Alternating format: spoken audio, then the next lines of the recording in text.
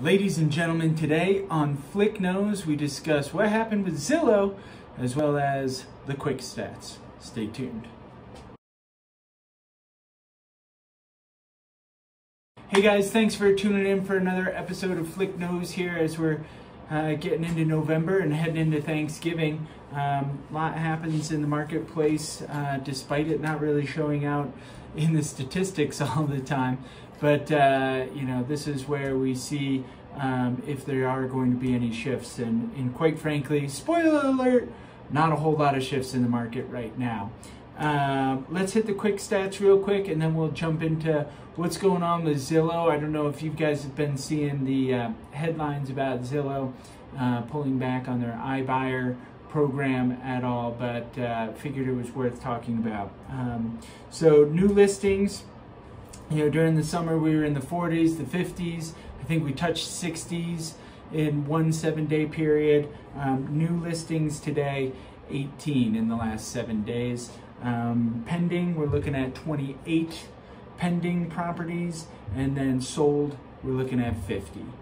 So that's good. That, you know, what we're looking for here in these quick stats is just really what the main activity in the marketplace is. We're seeing new listings coming on anywhere from 15 to 25 in a week.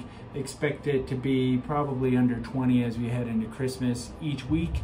Sometimes there's a little bit of a bump of inventory right before Christmas, and then we kind of go from there.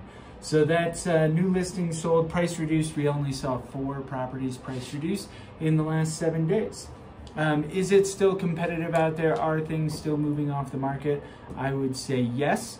Instead of 8 offers, we're seeing 2 or 3 offers on properties, but it is still somewhat competitive.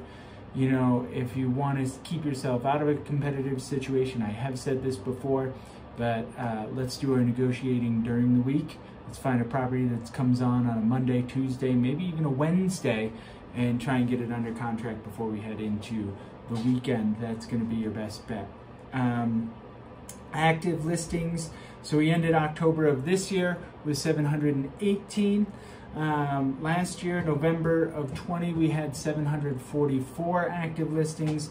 Today we're at 685. Last time we saw 685 was in March, and that was when we had 689 in March of 2021.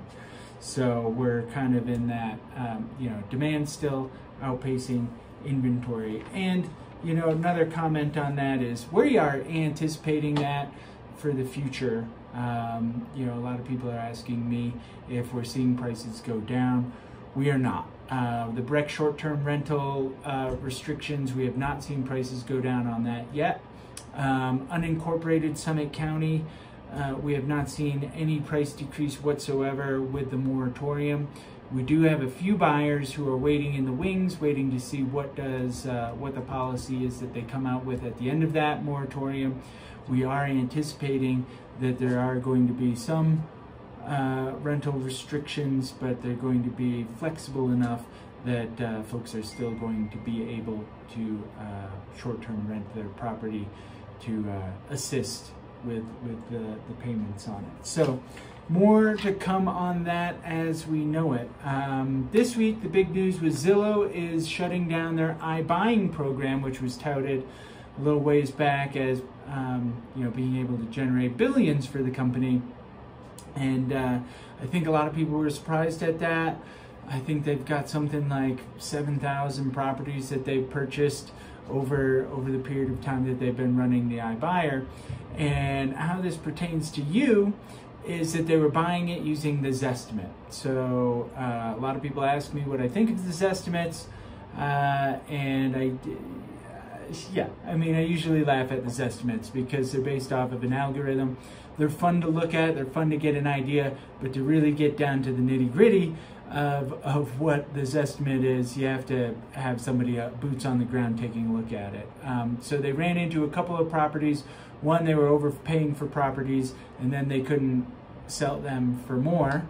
And the other times that they were using the Zestimate, they were having a hard time because they come in and they refurbish the property, almost fix and flip it, as a large company, and they were having a hard time getting people in to do those fixes in a timely manner, so they're having to carry the houses. So these are things that we can help you with here locally in our market, getting people in there to do the work for you as a seller, as a buyer. If you wanted to buy a property and fix and flip it, we can help guide you in those right directions there.